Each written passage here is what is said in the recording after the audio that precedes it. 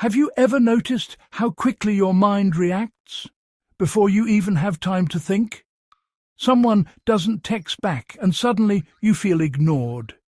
A conversation gets tense and you shut down or get defensive. An opportunity shows up and you hesitate, even when you want it. It feels automatic, almost like you're not choosing your reaction. It's choosing you. But here's the truth most people never realize.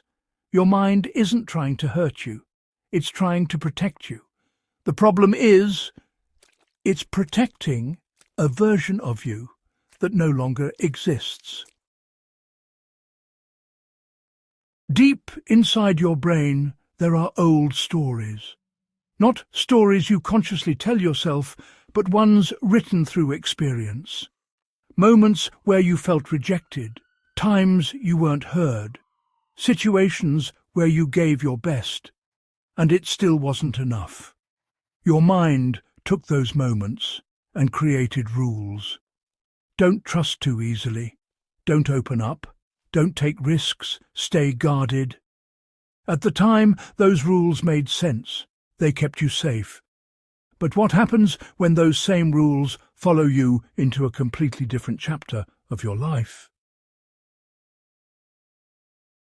Now you're older, wiser, more aware, but your mind is still operating from a script written years ago. So when someone genuinely cares about you, you question their intentions. When something starts going well, you expect it to fall apart. When you have a chance to grow, you feel an invisible resistance pulling you back. Not because you're incapable, but because your mind is trying to prevent pain it remembers, even if that pain isn't actually present anymore.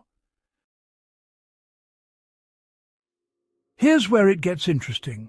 Your mind doesn't care about truth. It cares about familiarity. If struggle, rejection, or uncertainty were part of your past, then those feelings become your baseline, your comfort zone.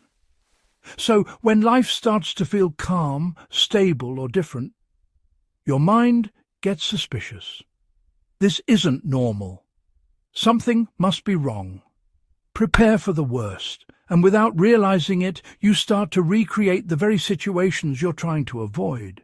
You overthink, you pull away, you sabotage, all to return to what feels familiar, even if it hurts. This is why change feels so difficult, because you're not just changing your habits, you're challenging a story your mind believes is necessary for survival, and your mind will fight to keep that story alive, not because it's true, but because it's known. Think about it like this. If you've spent years believing that people will eventually leave, then trusting someone fully feels dangerous. If you've learned that your value comes from proving yourself, then simply being accepted feels uncomfortable. If you've associated vulnerability with pain, then opening up feels like a risk, not a relief. So even when something good enters your life, your mind whispers, "Be careful. Don't get used to this. It won't last." But here's the shift that changes everything. Just because a thought feels true doesn't mean it is. It just means it's familiar. Your mind is not a perfect narrator. It's, really more of a protector shaped by the past. And sometimes, protection becomes limitation. The same mechanism that once kept you safe can now keep you stuck, repeating the same patterns, choosing the same outcomes, living inside the same emotional cycles, all because of a story that was never updated. So, how do you break free? You don't fight your mind, you question it. When you feel that automatic reaction, pause for a moment. Ask yourself, is this happening now, or is this something from my past? That one question honestly creates space between what's real and what's remembered. Next, start noticing your patterns, not with judgment, but with curiosity. When do you pull away? When do you doubt yourself? When do you expect things to go wrong? Those patterns, well, they're clues. They point directly to the story your mind is still protecting. And then comes the hardest part, choosing differently. Even when it feels uncomfortable, you know? Trusting someone who hasn't given you a reason not to. Staying present instead of assuming the worst. Taking a step forward instead of holding back. It won't feel natural at first. In fact, it might feel wrong.